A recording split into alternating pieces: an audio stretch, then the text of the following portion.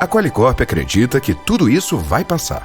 Mas enquanto não passa, investimos mais de 14 milhões para ajudar o Brasil a combater a pandemia. No Rio e em São Paulo, a Qualicorp se associou a grandes empresas para entregar 345 leitos ao sistema público de saúde. Milhares de vidas estão sendo salvas. Juntos, daremos a volta por cima.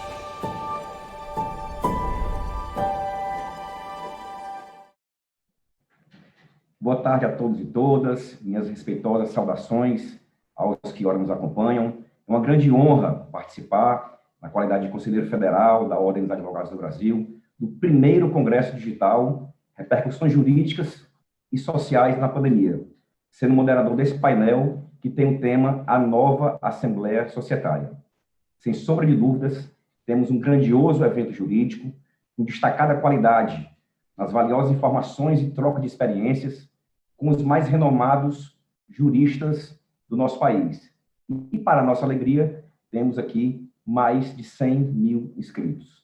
Um evento democrático, inclusivo, abordando temas de interesse e relevância para a advocacia e que possibilita a participação de todos os colegas advogados e advogadas nesse país que tem uma dimensão continental pelo meio digital. Queria aqui parabenizar nosso presidente do Conselho Federal, Felipe Santa Cruz, vice-presidente Luiz Viana, secretário-geral Beto Simonetti, secretário-geral adjunto Ari Raguiante Neto, o nosso tesoureiro José Augusto Noronha, Fernanda Marinella, enfim, todos esses grandes conselheiros que fazem esse grandioso evento, e um abraço especial ao nosso presidente da Escola Superior de Advocacia Nacional, Rony Duarte, que é realmente quem está tocando esse grande evento que incentiva a cultura jurídica nacional. Então, nós contamos nesse painel com os professores doutores Erasmo Valadão,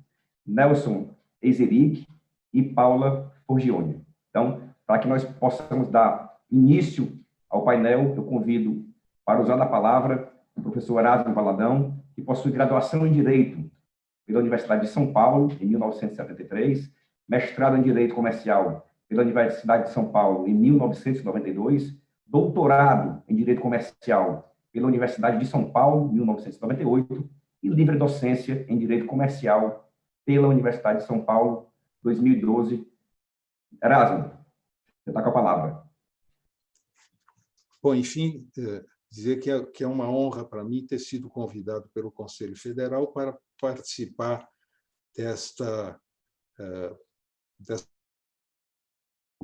dos problemas que serão tratados aqui, e depois vou cuidar da lei, e até para que todo mundo faça ideia de como nós estamos up to date. A lei foi publicada hoje, na data de hoje. Muito bem. Essa questão das assembleias digitais, da possibilidade de realização das assembleias digitais, ela surgiu primeiro por força da Lei 12.431, de 2011, que autorizou a realização de participação e votação à distância nas assembleias, nos termos de regulamentação da CVM. E a CVM, então, editou a Instrução 481. Muito bem. Já agora, em função dos problemas da pandemia, Bom, é só para dizer, essa instrução 481 só cuidou do voto à distância e não da participação à distância. Já agora, durante a pandemia, foi editada a Lei 14.010, de 10 de junho de 2020, que dispôs sobre o regime jurídico emergencial e transitório das relações jurídicas de direito privado, no período da pandemia.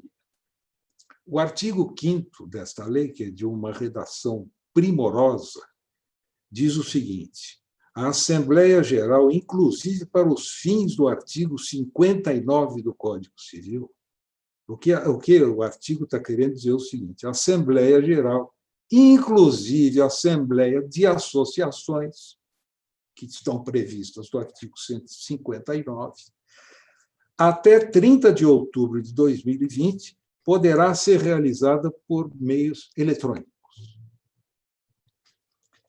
Posteriormente, é publicada a medida provisória 931, que hoje se transformou em lei.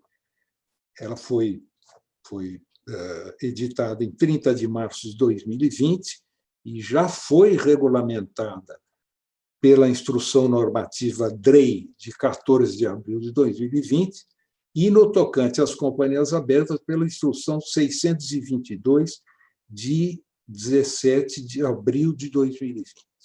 Hoje, então, é publicada a Lei 14.030, que dispõe sobre as assembleias, as reuniões de sociedades anônimas, de sociedades limitadas, de sociedades de cooperativas e entidades de representação do cooperativismo durante o exercício de 2020, e que altera as leis 5.5764 de 71, que é a Lei das Sociedades Cooperativas, altera também a Lei das SA e altera também o Código Civil. Então, esse é o histórico dos problemas todos.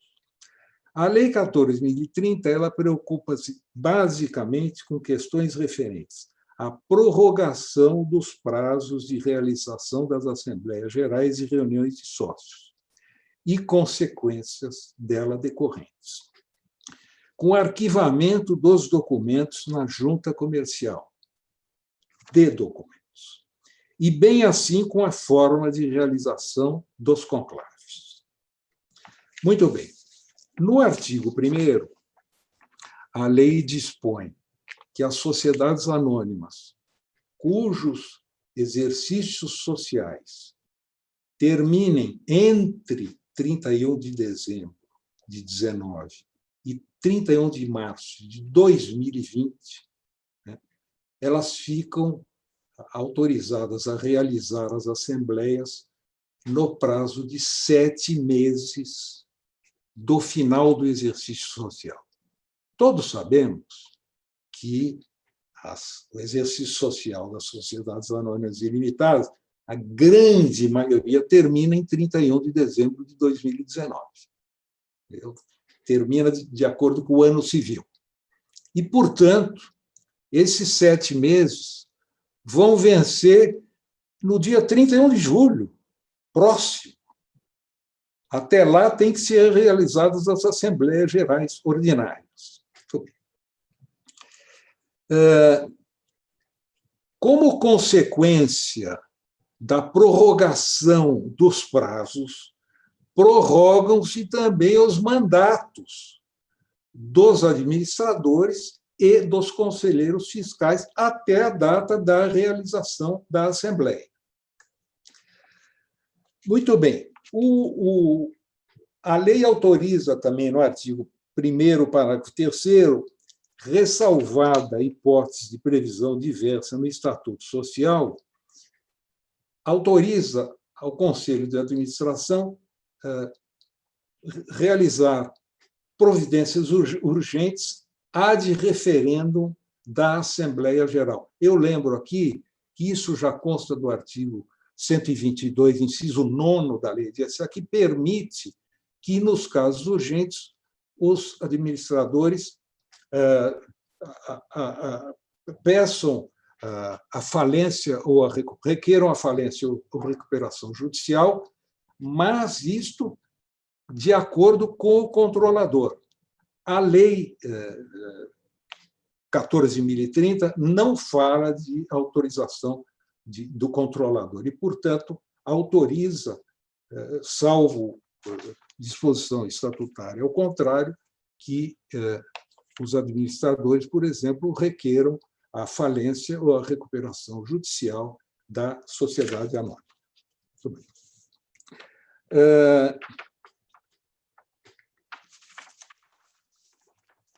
Fica autorizada também, devido a esse problema do prazo, da prorrogação do prazo, a diretoria fica autorizada a distribuir dividendos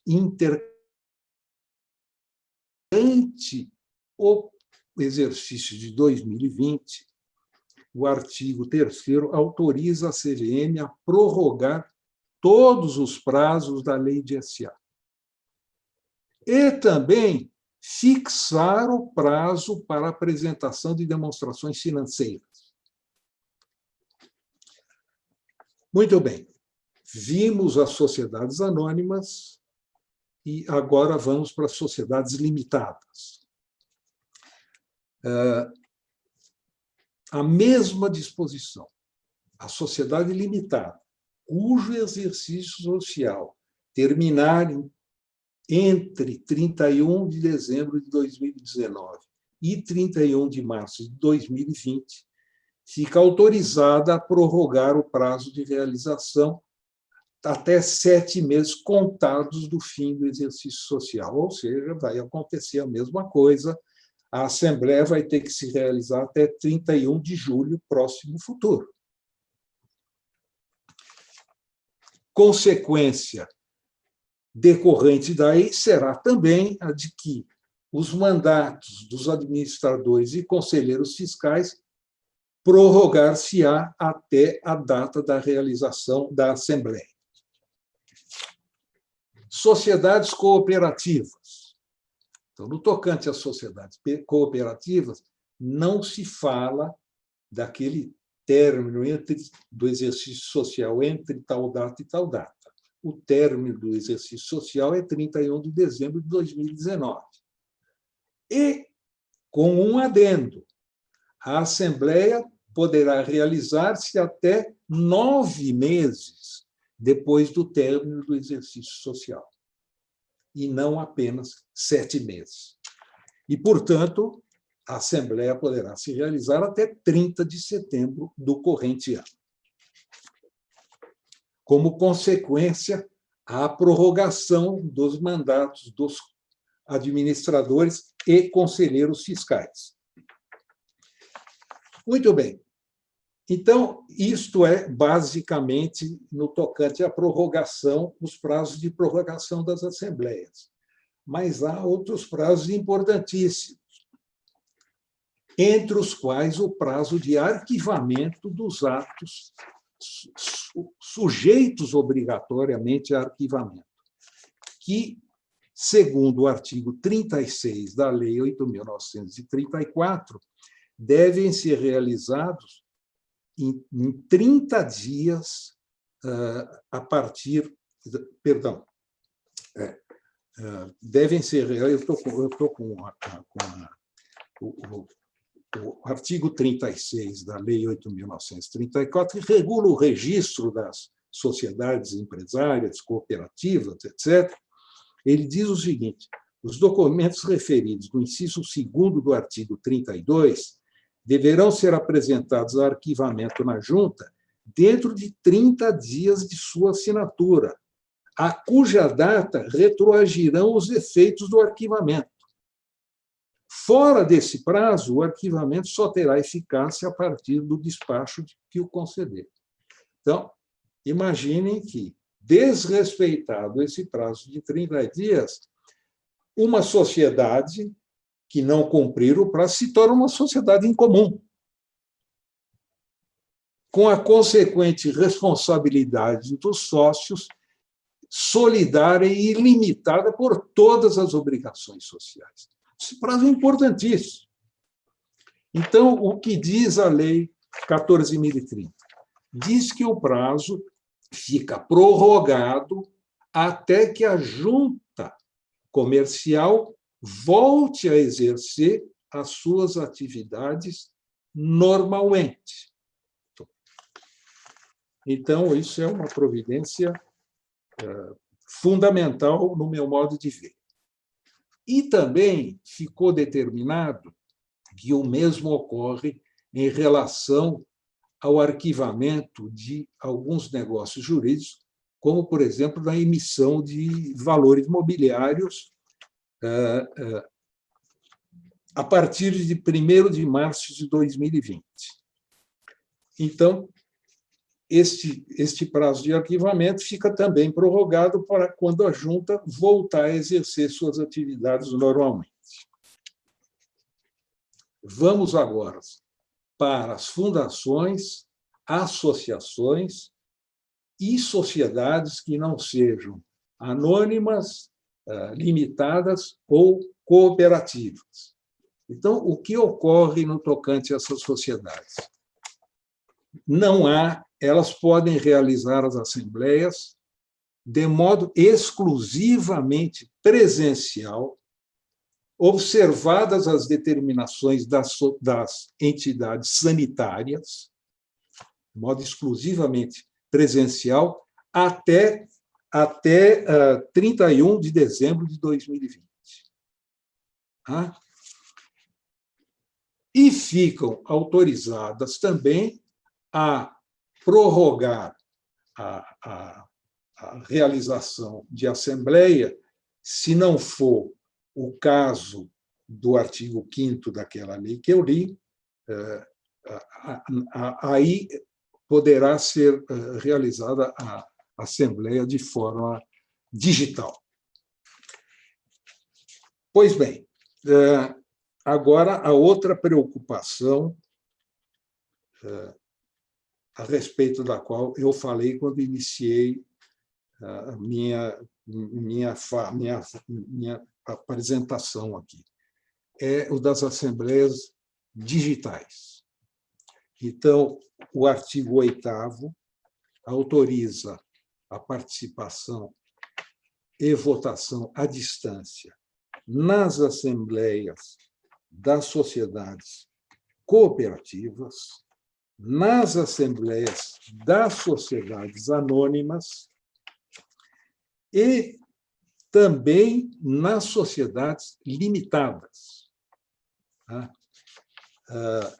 Isto é basicamente o que diz a Lei 14.030. Eu dei esse panorama geral para vocês. Eu vou falar aqui apenas das minhas preocupações com a realização de assembleias exclusivamente digitais. Mais 3 minutos, por favor. Eu era entusiasta. Tudo bem no prazo? Mais 3 minutos. Temos mais 3 minutos. Tá bom. Então, eu já estou terminando. Então, eu sempre fui um entusiasta da realização de assembleia digital online, ou seja, em que o acionista, o sócio, pudesse participar à distância e não votar à distância. Porque votar à distância, você, inclusive, pode votar antes da assembleia. Você não está participando da assembleia. Mas fiquei agora preocupado com o seguinte: como o presidente da Assembleia vai comandar uma Assembleia digital? Quer dizer, o prazo para o acionista falar. Então, eu acho que a lei devia ter previsto, como ocorre em algumas leis de sociedades, enfim, de outros países, a possibilidade de o acionista formular perguntas por escrito antes da Assembleia aos administradores. 5 dias antes, 3 dias antes. Porque muitas vezes o administrador, inclusive, nem está capacitado a responder de bate-pronto. Então, com isso, a realização da Assembleia se tornaria mais fácil, e o presidente não precisaria estar toda hora intervindo para caçar a palavra do acionista ou para diminuir o prazo em que ele possa se manifestar, e assim por diante. Essa realmente é uma preocupação que eu tenho. É isso, Marcelo. Obrigado, professor Erasmo. Trouxe aí com o usual brilhantismo, a sua experiência, toda essa legislação que, inclusive, como bem disse, passou a vigorar, a nascer no dia de hoje. Então, próximo palestrante, Nelson Eiziric, titular do escritório de advocacia Eiziric e Associados, a partir de abril de 88, perdão. Posteriormente, Carvalhosa e Eiziric, advogados, e atualmente Eiziric e advogados. Professor do Instituto Brasileiro de Mercado de Capitais, IBMEC, professor da Escola de Magistratura do Rio de Janeiro, EMERGE, professor da Faculdade de Direito da Fundação Getúlio Vargas, do Rio de Janeiro. Então, professor Nelson, com a palavra. Muito obrigado, Marcelo. Boa tarde a todos. É um grande prazer estar presente nesse congresso da OAB.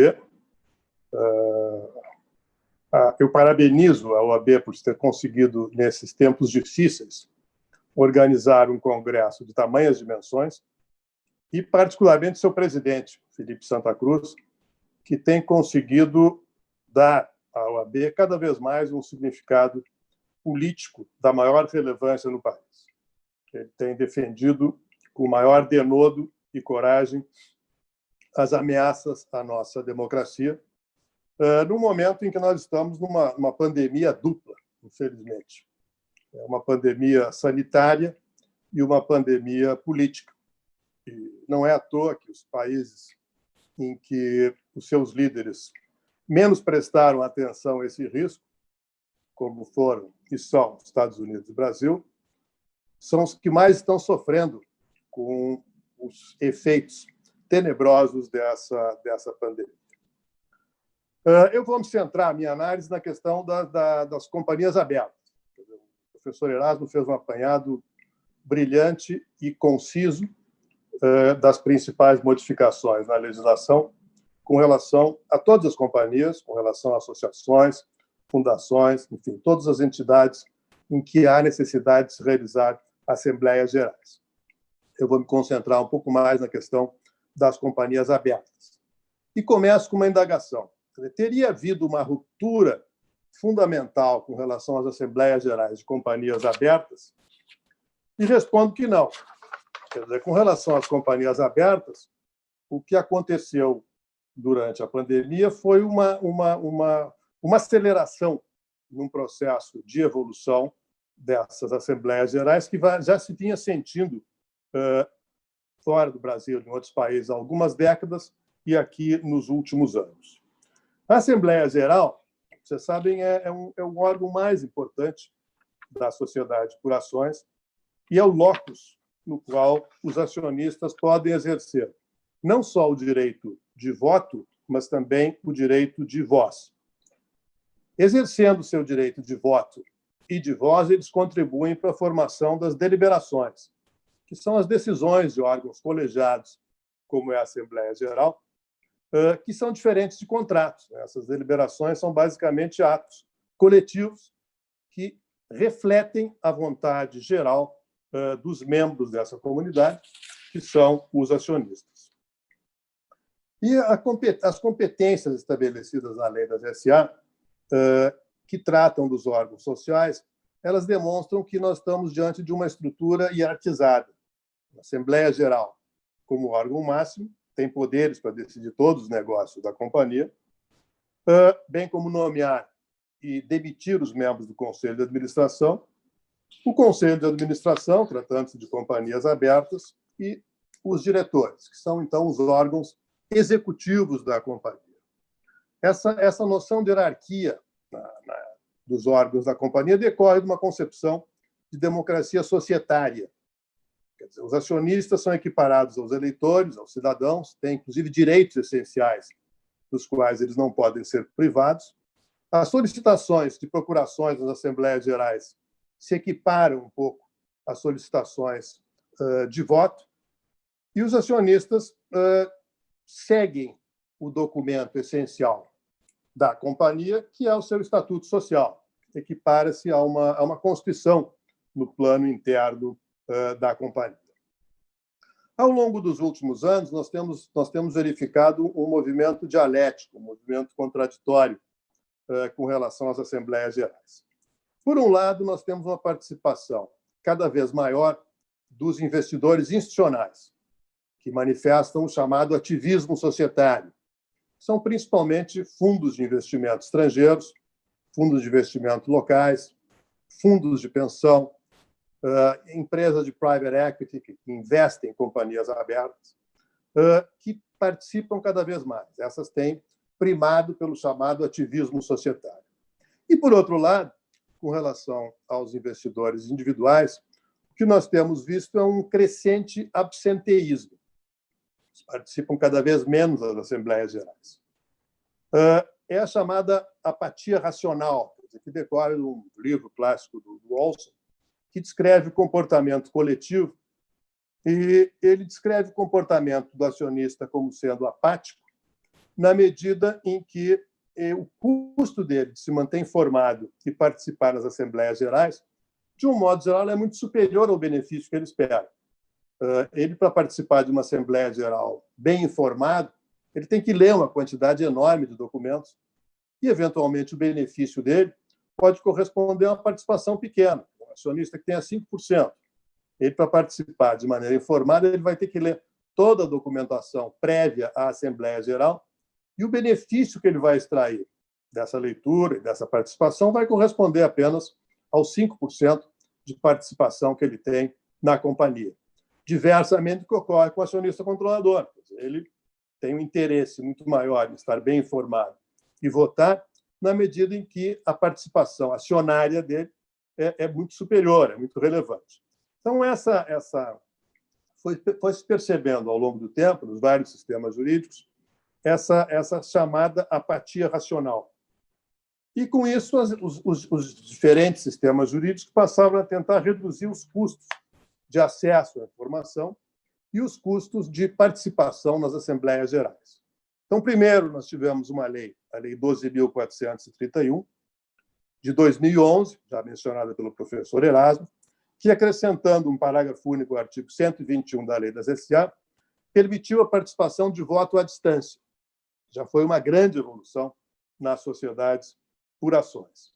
Posteriormente, regulamentada pela Instrução CVM 561, que tornou concreta essa disposição da lei no sentido de assegurar o voto à distância. A ele submetem-se as companhias abertas, obrigatoriamente têm que adotar o sistema de voto à distância, as companhias abertas, quer dizer, aquelas companhias que são registradas na CVM e têm suas ações negociadas publicamente, que sejam integrantes de sistemas de listagem da Bolsa de Valores. As demais sociedades, que não sejam companhias abertas, elas podem adotar voluntariamente o chamado voto à distância, mas não são obrigadas. De acordo com esse sistema do voto à distância, o acionista vota mediante um preenchimento de um documento padronizado, que é o chamado boletim de voto à distância, que tem que ser disponibilizado pela sociedade aos acionistas, por ocasião da Assembleia Geral, que tenha por objeto aprovar as contas e as demonstrações financeiras e eleger os administradores da sociedade anônima. Ou seja, se limita a obrigatoriedade do voto à distância nesses conclaves, nessas Assembleias Gerais, que têm maior importância na vida da sociedade. Pois bem,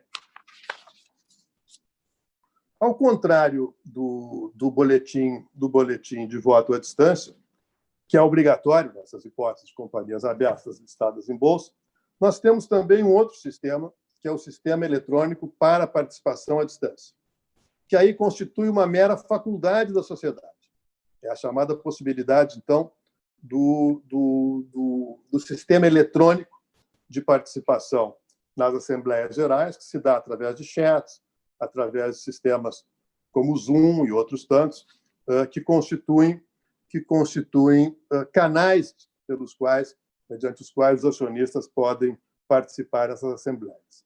Então, são ferramentas que foram sendo instituídas para que o acionista não precise sair de casa, não precise viajar, não precisa despender tempo e dinheiro e se deslocar até onde se realizará a Assembleia Geral, que muitas vezes ocorre em cidades diferentes daquelas em que ele reside. O que aconteceu com a pandemia? E aqui eu volto, então, ao meu ponto inicial. Quer dizer, com relação às companhias abertas, não houve uma ruptura essencial. Houve uma aceleração na evolução da participação dos acionistas à distância em assembleias gerais.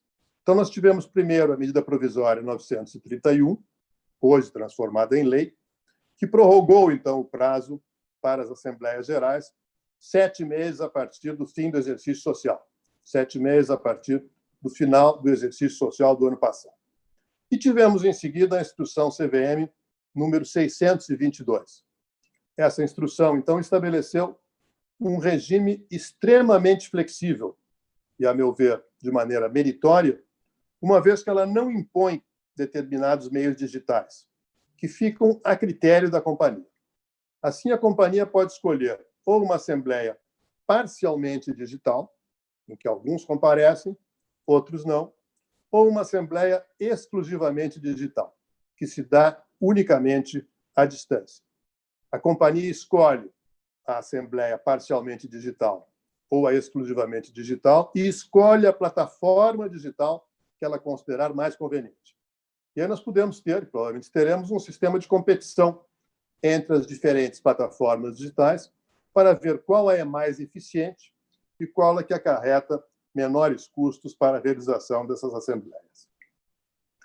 Essa assembleia digital, parcialmente ou integralmente, pode ser realizada fora da sede da companhia, mesmo em outro município, e desde que a companhia diligencie para que esse sistema eletrônico escolhido registre a presença e os votos dos acionistas. Esse é o fundamento do regime eletrônico escolhido. Ele tem que registrar presença e votos. Presença por quê? Porque tem que saber quais são os quóruns. E votos para saber se as deliberações estão ou não sendo aprovadas. E, além disso, permite a comunicação entre os acionistas. Os administradores, terceiros autorizados a participar e pessoas com presença obrigatória, como são os membros do Conselho Fiscal e os diretores da companhia, podem participar à distância, tanto nas assembleias realizadas parcial, como realizadas exclusivamente de modo digital.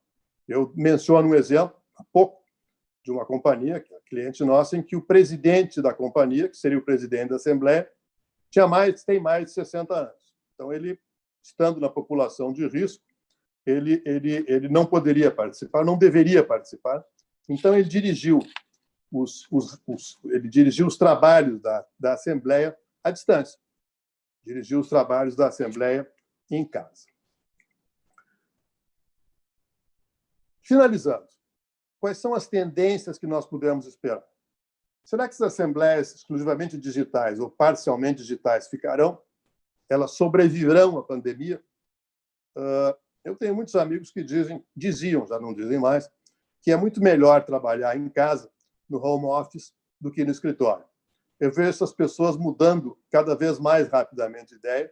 Quer dizer, a distância nos é extremamente empobrecedora.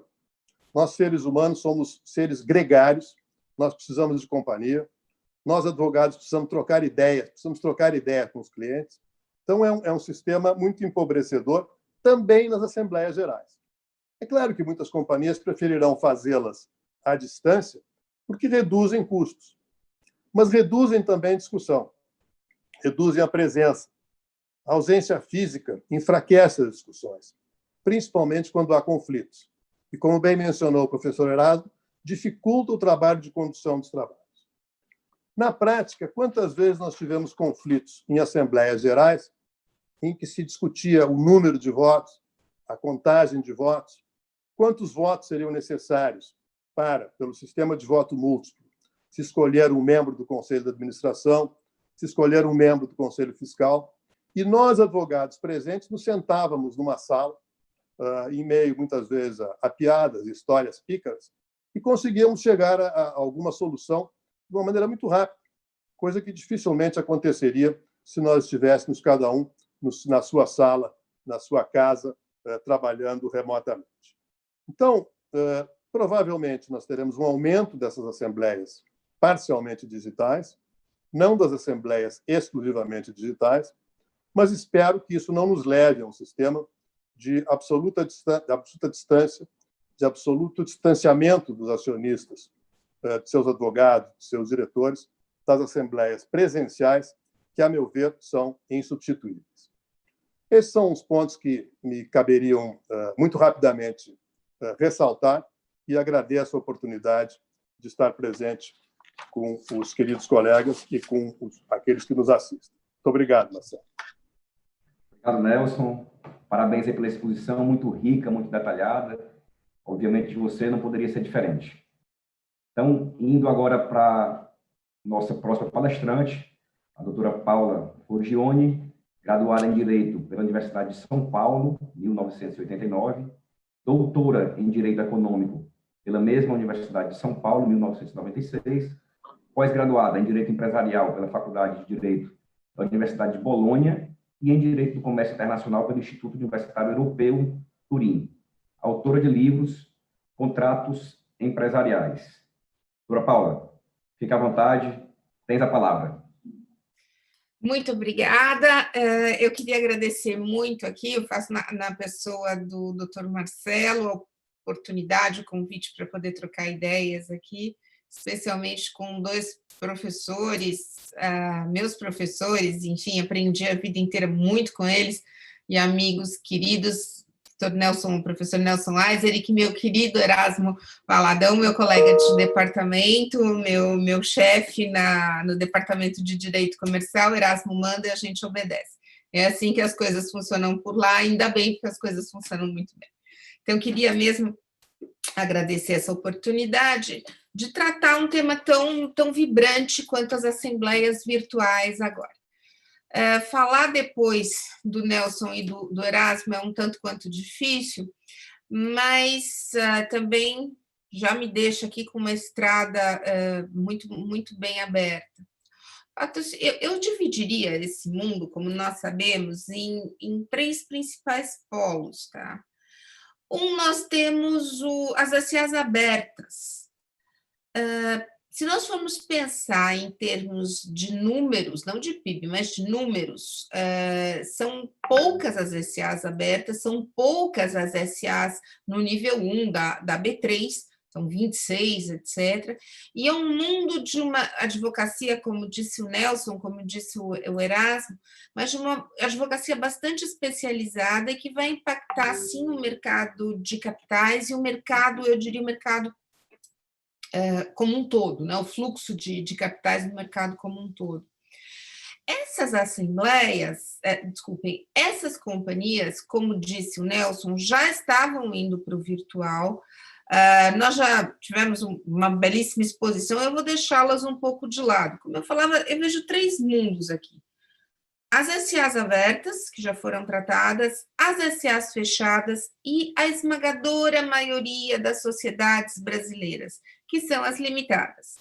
Aí nós temos também as associações, as cooperativas, mas eu separaria um pouco porque me parece que as realidades são bastante diversas. As realidades de uma grande SA aberta, de uma SA normal, de uma SA ordinária aqui no Brasil, e das limitadas e de outras associações de menor porte. Bom, das SAs abertas, o Nelson já tratou como ninguém, né? E eu recomendaria também, acabaram de sair alguns textos do Gustavo Gonzalez sobre as assembleias nas companhias abertas, extremamente atualizados, depois até posso mandar para o Marcelo, para a OAB, para ser divulgado, já estão disponíveis na internet, que são bastante interessantes. O que me preocupa muito, tá? E eu pretendo focar nisso, as SAs fechadas, limitadas, associações, cooperativas, etc. Nós já tínhamos no RJET, né, naquela lei que foi bastante desidratada, o artigo 5º referido pelo Erasmo, tem a MP 931, que virou lei hoje, literalmente hoje. Ontem à noite eu estava atrás disso, hoje de manhã o pessoal da CVM me ajudando, hoje de manhã a gente tem a notícia dessa lei aqui. Os parabéns para André Santa Cruz, do DREI, que conseguiu editá-la, e ela vem colocar bastante ordem na casa, com seus problemas, etc., mas tenta sistematizar os problemas que nós estamos enfrentando em relação a isso. E temos também a instrução normativa do DREI, que a 79, enfim, de 15 de abril, que também tem, se me permitirem ser mais coloquial, que também tem dado uma mão muito grande nessa organização. O fato foi tudo muito de repente. Eu estava na sexta-feira dando aula de pós, na segunda-feira eu estava trancada em casa. Então, já que o nosso tema é Covid aqui nesse congresso maravilhoso da OAB, nós temos que pensar nisso. Foi tudo muito de repente e todos tomamos uns sustos e havia as assembleias a serem realizadas. Estava para começar a temporada de assembleias e de reuniões, que também as limitadas têm que fazer as suas reuniões normalmente até abril. Bom, começou aquela confusão generalizada, o que fazer, essas medidas foram editadas, e agora com a lei veio a MP, né, 931, e com a lei a coisa foi se sistematizando. Eu não vou ficar aqui lendo os dispositivos, mas a coisa foi se sistematizando, se organizando, e hoje a nossa evolução em 4 meses é uma coisa impressionante, nos mais variados campos, desde a educação à distância, a arbitragem, por exemplo, tem acontecido, assembleias, audiências virtuais, tudo acontecendo virtualmente. As assembleias seguiram pelo mesmo caminho, porque não tinha muita opção. Foi aquele caos, terror e pânico de um primeiro momento, mas tudo foi se ajeitando. E uma coisa que me parece incontestável, que a pandemia vai deixar marcas permanentes no direito societário, vai deixar marcas permanentes na arbitragem, nos nossos deslocamentos, nos seminários, enfim, as coisas vão mudar. O que nós notamos é que a medida provisória, que agora a lei, não é uma coisa destinada, tem uma parte dela sobre demonstrações financeiras, etc., sobre realizações das assembleias de 2020, que, ok, isso é transitório. Agora, ali há vários dispositivos que são permanentes. Já havia uma tendência forte, como o Nelson bem colocou, nas companhias abertas da virtualização, do Go Virtual. Normalmente, os representantes dos acionistas, enfim, falando dos procuradores, as companhias organizadas, os assistentes, os assessores, que congregam vários acionistas, que lidam com procurações, etc., não queriam as assembleias exclusivamente virtuais. Sempre houve uma resistência muito grande. Agora, na época da pandemia, até eles são obrigados a falar, não, vamos fazer virtual, é melhor do que não fazer nada, é melhor do que deixar o controlador e os administradores ficarem mandando sem nenhum tipo de controle. Mas havia uma resistência pelos motivos que o Nelson colocou agora. Eu diria, analisando essa lei de hoje, literalmente, que a coisa veio para ficar e que há uma regra mais ou menos posta, que é a seguinte: a participação virtual do acionista, ela é um direito do acionista. A partir de agora, a partir dessa solidificação, desse pós-pandemia, é encarado como um direito. Na lei foi encarado como um direito, já vinha, de novo, no RJET, no artigo 5º, medida provisória, vinha sendo posta como um direito do acionista de participar remotamente. Óbvio, você é acionista, falei, eu vou me meter lá com todo mundo, desculpem de novo sem formal, todo mundo cuspindo em cima de mim, mas não vou mesmo. Vou aqui como cliente do Nelson, um senhor já com 60 anos, eu não vou mesmo, mas não precisa ter 60 anos, eu não vou. né? Então, havia esse consenso de que todos nós tínhamos que nos preservar e que quanto menos nos arriscássemos, melhor seria. Então, por parte do acionista, isso é um direito. Por parte da companhia, é uma opção, mas é uma opção que, pelo que eu percebi, ficou nas mãos da companhia. E não, obviamente, nós temos regulamentação da CVM. Agora, vamos lá, eu estou pensando em limitada e SAs fechadas. Aliás, eu não entendi a lei se a CVM vai regular SA fechada, acho muito pouco provável, mas é o que está escrito na lei. Isso, obviamente, vai ser acertado, mas eu prometi que eu não vou ficar falando de texto legislativo aqui, cansando todo mundo. Então, a companhia vai ter, ou as sociedades, melhor falando, elas vão ter esse direito, está na lei. Tá? Está na lei, já vinha essa tendência, isso vai ficar. Querendo ou não. Então, como é que nós vamos trabalhar com isso? E uma coisa bastante interessante, eu sou uma alucinada por análise jurisprudencial no direito empresarial, óbvio, uma coisa interessante é que são pouquíssimos os casos chegando aos tribunais. Tá? Nós ainda estamos na primeira instância, etc., mas mesmo assim, São Paulo concentra muito esses casos, né? E há um repositório das decisões de primeiro grau, e eu não achei muita coisa, não. Tem muita coisa em condomínio. O povo de condomínio está brigando, assembleia virtual, etc. Mas no societário, ainda os casos são poucos. Todo mundo quer fazer tudo regular, etc., mas o problema vem à tona, vamos lá, quando tem disputa, quando tem problemas... de novo, estou falando das SAs fechadas e das limitadas, né? Que tem um dia a dia mais próximo entre os sócios, entre os acionistas, na sua maioria, óbvio que há exceções. Bom, isso está dando pouco problema ainda, isso vai acontecer agora, a regra de que a companhia vai poder decidir o que ela entende mais adequado em termos de sociedade, vai. De destinos da sociedade. Nesse prisma, depois de analisar muita jurisprudência sobre societário, e algumas que aconteceram, eu vou dar alguns exemplos aqui de casos que foram julgados, eu diria o seguinte: por um lado, nós vamos ter, no meu prisma, é o que vai acontecer em termos de análise dessa situação e que serve para pautar os agentes econômicos, para pautar as sociedades.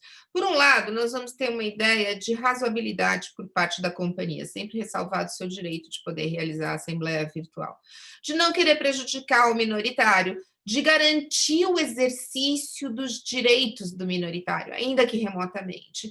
E nisso, eu vou ler, a lei fala em respeitados os direitos legalmente previstos de participação e de manifestação dos sócios. É a nova redação do artigo 1080-A do Código Civil.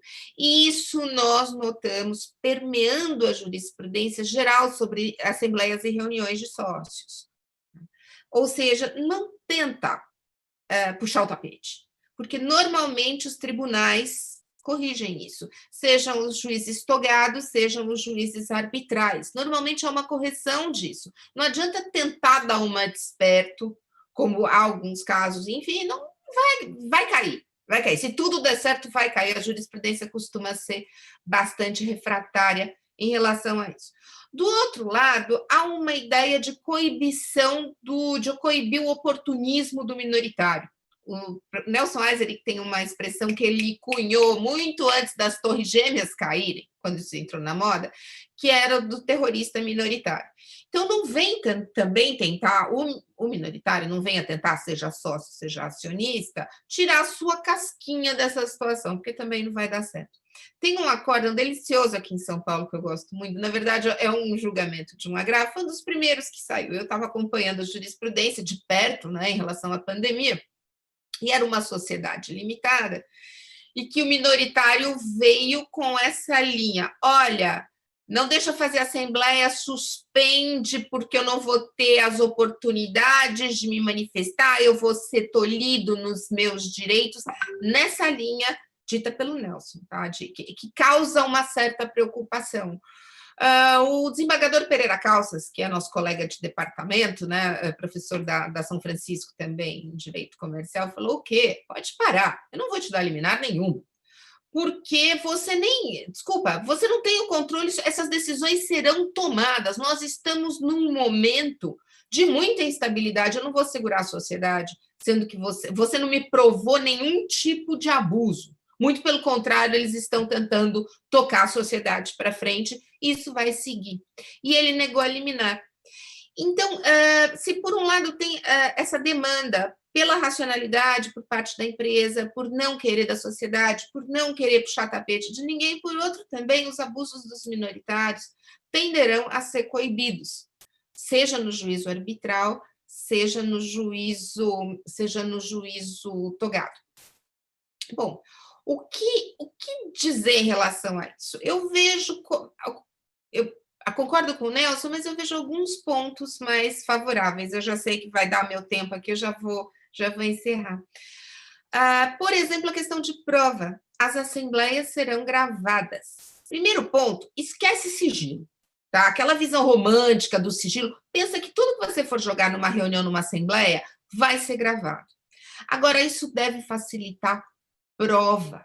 Um dos principais problemas no direito societário, na mecânica do direito societário, é que, inúmeras vezes, os abusos por parte do controlador são cometidos entre quatro paredes. E depois, para comprovar isso, é extremamente complicado. Com a gravação das assembleias, e elas passarão a ser gravadas, enfim, todo esse instrumental deve atuar como de uma certa maneira, uma coibição, uma sinalização negativa para abusos que nós víamos muitas vezes acontecer. Há o abuso no momento da assembleia, não gostou do abuso, vai reclamar, a porta do fórum está aberta. E aí o minoritário tem que ir, tem que provar, etc. E essa prova sempre foi complicada porque não ia se refletir na ata. O controlador que controla a ata, né?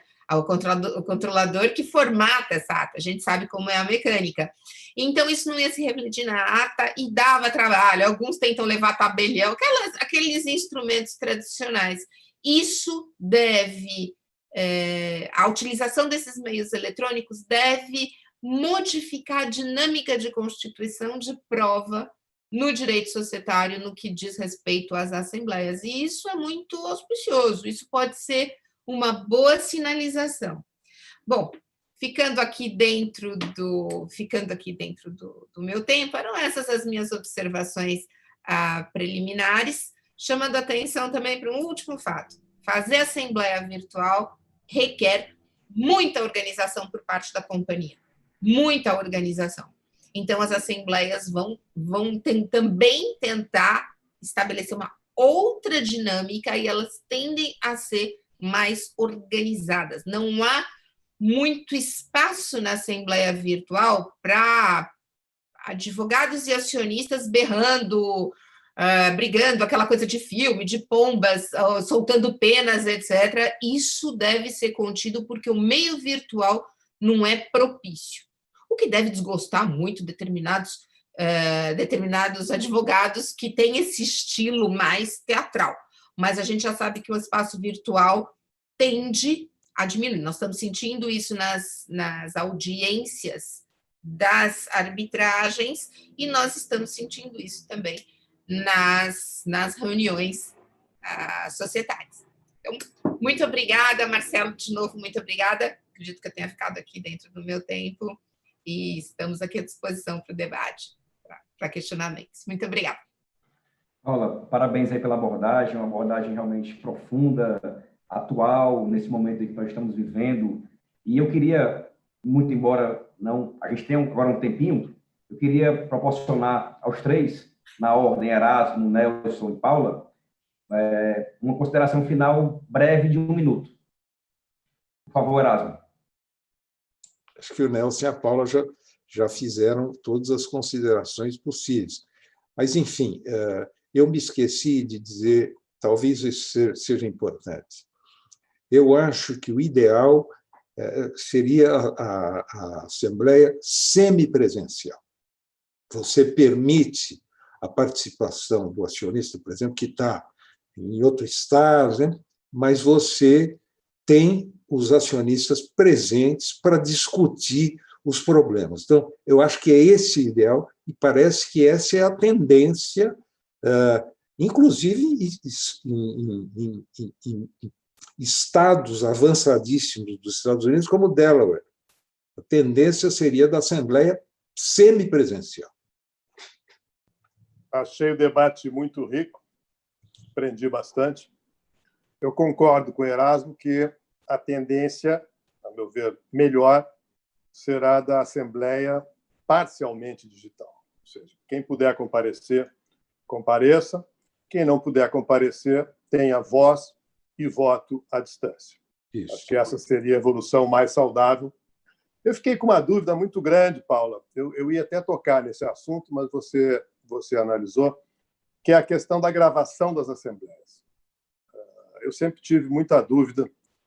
Nos casos em que eu estava numa assembleia, aparecia alguém com tabelião, ou aparecia alguém com um gravador para fazer ali uma gravação não autorizada.